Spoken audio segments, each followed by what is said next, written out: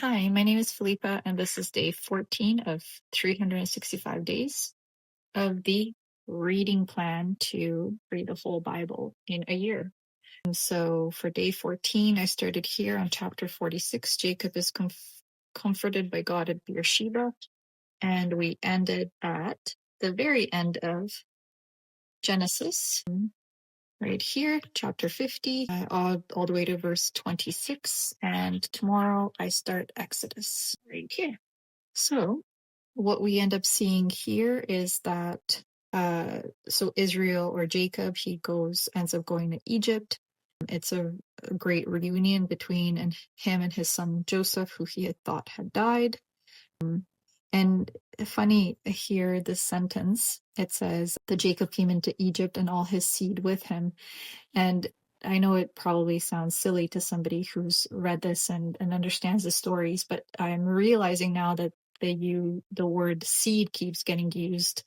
And, for somebody who is looking at it very literally, I think it's because, well, you can physically see a man's seed and you can't see a woman's egg. And so, of course, it would make sense that at that time, prior to the conception of science, that people figured that it was just the man's doing that only the male was able to bring about children, because people didn't know that women carried eggs at that time. And so we also see that the famine is continuing, and the Egyptian people actually come to Joseph and they say, money has failed us. We no longer can buy bread. Why should we die in your presence? We have nothing to give you, but we will give you our cattle. Or sorry, Joseph said, I'll give me your cattle and I will give you bread in exchange for all your horses and flocks. And then after the food ran out again, even though it was in exchange for the cattle, the citizens came back again and said, this time buy us and our land for bread, and we and our land will be servants unto Pharaoh.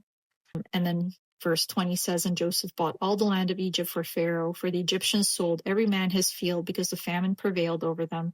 So the land became Pharaoh's. So you can imagine, like, the Pharaoh's now the wealthiest person you could possibly imagine, because he pretty much has all the money, the cattle, the herd, the land, and the people as the servants, because they have no food and they're at their mercy.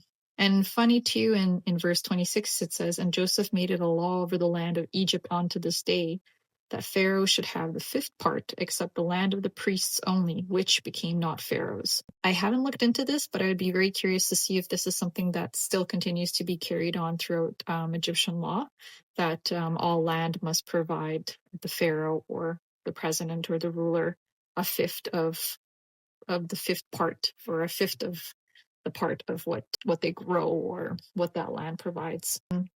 And so then Jacob is getting ready to die. And so Joseph comes to see him, and all his children come to see him. And it's interesting because throughout these next two chapters, the wording switches very quickly between Jacob and Israel, which we know Israel was the blessed name the Lord gave him, Jacob being his name when he was born, but it switches throughout here, Israel and Jacob, quite often. And so Jacob blesses his children, and he says each one of them will have their own tribe.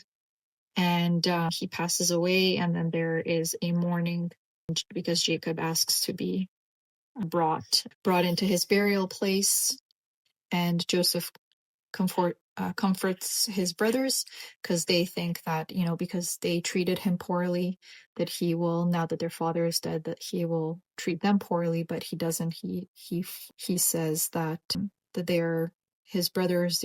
He speaks kindly to them. And in verse 20, he says, but as for you, ye thought evil against me, but God meant it unto good, to bring to pass, as it is this day, to save much people alive. So basically saying, all that you did actually doesn't matter, because it was God's plan all along, so I could be in this position right now and save a bunch of people from the famine. And so, Joseph, and then we also see Joseph pass away after some generations as well. And he was embalmed and put into a coffin in Egypt. And as I mentioned, tomorrow we start with Exodus on day 15. So I will see you later.